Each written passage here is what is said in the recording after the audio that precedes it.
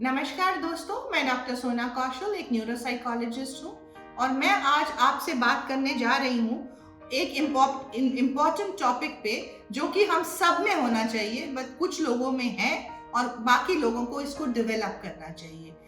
क्या आप जानते हैं कि जो 41 मजदूर हमारे उत्तराखंड के टनल में फंसे थे, वो 17 दिन तक वहां पे फंसे रहे और वहां पे ना उन्हें पानी, खाना, बिजली इसका मिनिमम इनको एक्सेस मिला, लेकिन वहां पे अंधेरे में अकेले फंसे हुए थे और तब भी वो जीवित, सुरक्षित, तंदुरुस्त बाहर निकले हैं और अब वो अपनी एक हीरोज बन के हमारे सामने आए हैं।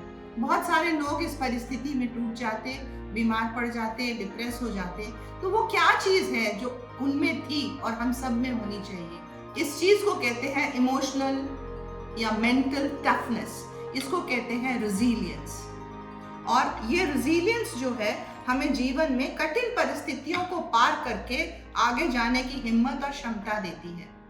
डर एक ऐसी चीज है जिससे हर कोई भागना चाहता है, तो लेकिन अगर हम लोग मेंटली स्ट्रांग हैं तो वो हम उस डर का सामना हेड ऑन करते हैं और हम उस डर को पार करके आगे बढ़ सकते हैं अगर हमारे में मेंटल स्ट्रेंथ या रेजिलियंस है। तो अब इस चीज को पॉजिटिव माइंडसेट या पॉजिटिव थिंकिंग से हम लोग डेवलप कर सकते हैं और साथ साथ ये चीज हमारी कैपेसिटी को दिखाती है कि हम विपरीत परिस्थितियों को पार कर सकें, या अगर उनको पार कर सकते हैं या उनको फेस कर सकते हैं तो हम वापस अपनी रोजमर्रा जिंदगी में एक तंदुरुस्त तरीके से वेल बीइंग के साथ वापस आ सकें। इसको कहते हैं मेंटल रेजिलियंस या मेंटल टफनेस। अब बात ये आती है कि ऐसी ये जो मेंटल रेजिलियंस है, ये एक व्यक्ति के अपनी पर्सनालिटी या अपने पर्सनल उसकी जो ट्रेट्स हैं और जो एनवायरनमेंट में, वातावरण में जहां वो बड़ा हुआ है, उन सब के बीच में तालमेल बिठाने की बात होती है। बच्चों में ये चीज डेवलप करनी पड़ती है, ये पैदाइशी नहीं होती है। ये चीज सीखनी पड़ती है और सिखानी पड़ती है और डेवलप करनी पड़ती है, जिसको हम कहते हैं ये इनेट नहीं है, लेकिन it has to be learned and develop. तो बच्चों में ये चीज अपने जीवन में, अपने घर में, अपने स्कूल में, अपने वातावरण से जो भी उनको पॉजिटिव आउटकम्स मिलते हैं, उस चीज को बढ़ा के ये जो भी विपरीत परिस्थितियां बच्चे फेस करते हैं, उसको अगर ये पॉजिटिव आउटकम्स ओवरकम कर सकें या ओवरशैडो कर सकें, पॉजिटिव आउटकम्स ज्यादा हो और नेगेटिव आउटकम्स जो वो फेस करते हैं वो उसके सामने कम पड़ जाएं, तो बच्चे कोपिंग स्किल्स डेवलप करते हैं और परिस्थितियों का सामना करके आगे बढ़ते हैं। ऐसे बच्चे रेजिलियंट या मेंटली टफ बनते हैं। साइंस ये भी कहती है कि जो एक्सपीरियंसेस है हमारी लाइफ के, जो हमारे अनुभव है हमारी जिंदगी के, वो अनुभव भी हमको सिखाते हैं कि कैसे हम अपने लाइफ के बैलेंस को, फलक्रम को नेगेटिव से पॉजिटिव की तरफ लेके जाएं विभिन्न तरीकों से, जिसके बारे में आपको बताऊंगी। और ये चीजें हमें बच्चों को सिखानी चाहिए। जो बच्चों के पॉजिटिव एक्सपीरियंसेस होते हैं या जो पॉजिटिव रिजल्ट उनको अपने कुछ काम करने से मिलते हैं, वो जो पॉजिटिविटी उनको मिलती है, वो जब इकट्ठी हो जाती है तो बच्चों में उनका, जैसे मैंने बोला, उनकी जो नेगेटिविटी या जो नेगेटिव उनकी प्रॉब्लम्स थी उसको वो ओवरकम कर लेती हैं। ऐसे बच्चों में कोपिंग स्किल्स डेवलप हो जाती हैं, परिस्थिति को सामना करने की स्किल्स डेवलप हो जाती हैं और वो तनाव को मैनेज करते हुए वो अपने स्केल को, जीवन के जो उनका जीवन का जो स्केल है, वो पॉजिटिविटी की तरफ ले आते हैं, मेंटली रेजिलियंट हो जाते हैं, स्ट्रांग होते हैं और हैप्पी चिल्ड्रन होते हैं। यही हमें बच्चों में डेवलप करना है और इस परिस्थिति ने हमें यही सिखाया। ये देखा गया है कि बच्चों में ये पॉजिटिविटी डेवलप होती है बड़ों से। तो अगर जो बच्चे का हाथ पकड़ रहा है या जो बड़े उसके फैमिली में हैं और जो उसके साथ हैं, उसके फैमिली है, उसके टीचर्स हैं या उसके सोसाइटी में और लोग हैं, ऐसे लोग जब बच्चों का साथ देते हैं, उन्हें ये आगे बढ़ाने की प्रेरणा देते हैं, उनका मनोबल बढ़ाते हैं, तो ऐसे बच्चे फिर आगे जीवन में बढ़ पाते हैं। और ऐसे लोगों की जरूरत और पेरेंट्स को ऐसा बनना चाहिए। ऐसे बच्चे जिनमें रेजिलियंस बढ़ जाता है, ये बच्चे ज़्यादा अडेप्टेबल होते हैं, स्ट्रॉन्ग होते हैं, फ्लेक्सिबल होते हैं, वो परिस्थिति में अपने आप को डालना जानते हैं, वो मिलनसार होते हैं और वो प्रॉब्लम्स को सॉल्व करने की क्षमता रखते हैं। सोसाइटी का भी बहुत बड़ा रोल है, जैसे मैंने बताया पेरेंट्स का, एनवायरनमेंट का, टीचर्स का, सोसाइटी का बहुत बड़ा रोल है, क्योंकि सोसाइटी अगर ऐसे अवेयरनेस फैलाए और ऐसे पेरेंट्स बने हम लोग जो हम बच्चों का हाथ पकड़ के उनको ऐसी स्थितियों से आगे बढ़ने की प्रेरणा दें, तो ऐसे पेरेंट्स, बच्चों को प्रेरणा देने वाले पेरेंट्स भी सोसाइटी से ही आते हैं। तो सोसाइटी का भी बहुत बड़ा रोल है इसमें और हमें इस बात का ध्यान रखना चाहिए। बस बात ये है कि बच्चों को हमें ये सिखाना है और यही फिर वो बड़े होके बनेंगे कि कैसे कोई भी मुसीबत आए उसका सामना करना है, डट के, उससे टूटना नहीं है, और अगर वो परिस्थिति हावी हो जाए तो कैसे बाउंस बैक जीवन में करना है और रास्ता बदल के या आगे बढ़ने की हिम्मत रखनी है। कहने का मतलब ये है कि बच्चों को हमें ये सिखाना है कि अपनी इमोशनल रेगुलेशन, अपनी भावनाओं को रेगुलेट करने का तरीका, कंट्रोल करने का तरीका सीखें, और जो इमोशनल हाईजैकिंग होती है जिसमें हम रिएक्ट कर जाते हैं, हम चिल्लाते हैं, बिना सोचे समझे कुछ कर देते हैं, ये चीज़, इस चीज़ से बचे।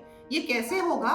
नंबर 1, अगर हम बच्चों को ये सिखाएंगे या हम लोग ये सीखेंगे कि सिचुएशंस से हम लोगों को इफेक्ट नहीं होना है, जो भी परिस्थिति है उससे हमें सामना करना है, उससे अगर हम अनकंफर्टेबल फील कर रहे हैं तब भी हमें उसको सीख के पार लगना है। दूसरी चीज, कुछ लोग हैं जिनके व्यवहार से हम लोग अवेयर रहना है कि ऐसे लोगों से मुझे परेशानी होती है, तो कैसे अपने आप को स्ट्रांग बनाना है, अपने इमोशंस को रेगुलेट करना है और उन लोगों से बात करके या उन लोगों से बच के कैसे जीवन में आगे निकलना है। अवेयरनेस। बच्चों को हमें फिर ऐसी रिस्पॉन्सिबिलिटी भी सिखानी चाहिए कि अगर कुछ उनसे गलत हो जाए या वो इनसेंसिटिव हो तो कैसे उस चीज़ से भी उसको एक्सेप्ट करके उन्हें आगे बढ़ना है। फीडबैक लेने का आदत डालनी चाहिए, और नेगेटिव फीडबैक मतलब नेगेटिव जो हमें उसका वो मिलता है कि रिजल्ट मिलता है या लोगों का जो नेगेटिव फीडबैक मिलता है उसको भी एक्सेप्ट करने की प्रेरणा रखनी चाहिए। अपनी बॉडी लैंग्वेज ठीक रखनी चाहिए, चलने का ढंग, बोलने का ढंग, सुनने का ढंग ठीक रखना चाहिए। एक्टिवली दूसरे की बात सुनने की क्षमता रखनी चाहिए और बच्चों को सिखानी चाहिए। प्रोएक्टिव होना चाहिए, अपनी एनर्जी को बचा के रखिए कि अगर कोई परिस्थिति आए तो आप उसको यूज कर सको। आप मैक्सिमम जो है पॉजिटिव्स को अपने को कैसे बढ़ाओ लाइफ में, और जो नेगेटिव्स हैं उनको, और अपनी पॉजिटिव ट्रेट्स और पर्सनालिटी को कैसे बढ़ाओ, इस पे काम करना सिखाना चाहिए। सोशल सपोर्ट, और सबसे मिलजुल के रहें, फैमिली मेंबर्स के साथ या और दोस्तों के साथ रिलेशनशिप्स बना के रखें। प्रोएक्टिव रहें, चैलेंजेस से भागे ना, चुनौतियों को फेस करें, और अपनी एनर्जी को, जैसे मैंने बोला, एनर्जी को तो बचा के ही रखना है। अपने माइंडसेट को बदलना सिखाना है बच्चों को कि परिस्थिति में अगर हार भी जाओ या फेल भी हो जाओ तो हारना या बुरा नहीं मानना है, क्योंकि वो आपको क्या सिखा के गया, इस चीज़ पे ध्यान देना है। ये कुछ ऐसे चीज़ें हैं जो कि बच्चों की मेंटल स्ट्रेंथ बढ़ाती हैं। सबसे इम्पॉर्टेंट इसमें ये भी है कि अपने थॉट्स, बच्चों को ये सिखाना है कि अपने थॉट्स पे कैसे मैनेज करें, और अपने आप को भी ये सारी चीज़ें सिखानी है कि अपनी सोच पे कैसे काम करें ताकि सोच हमारी पॉजिटिव रहे, और हम जो है मेडिटेशन और योगा की मदद लेके या पॉजिटिव एफर्मेशंस की मदद लेके अपनी सोच को पॉजिटिव डायरेक्शन में रखें ताकि हम आगे बढ़ सकें। प्रेजेंट मोमेंट में जो प्रेजेंट है उसमें अपने आप को फोकस रखें, पास्ट और फ्यूचर से बचें। ये याद रखें कि लाइफ सबके लिए चुनौतियां लेके आती हैं, ये अप्स एंड डाउन्स लाइफ में सबके लिए हैं, तो कोई कंपैरिजंस की बात नहीं है। और कैसे फ्लेक्सिबल रहना है, ग्रेटफुल रहना है, जो चीज़ें हैं उनके लिए ग्रेटफुल रहना है, ये भी सिखाना है और सीखना है कि एडवर्सिटीज, मुश्किलें, विपरीत परिस्थितियाँ, हार्डशिप्स, इनको कैसे सामना करके पार लगना, इसी को हम रिजिलियंस कहते हैं। कहने का मतलब ये है कि हमें अपनी सोच की और सारी चीज़ों की मदद लेके हमें हारना नहीं है, या हमें अपने आप को हारने नहीं देना है परिस्थितियों से या विपरीत चैलेंजेस से, और उस चीज़ को एंजॉय करना है जो हमारे पास है और ग्रेटफुल रहना है। ये मेंटल टफनेस और रेजिलियंस इंसान की इससे बढ़ती है।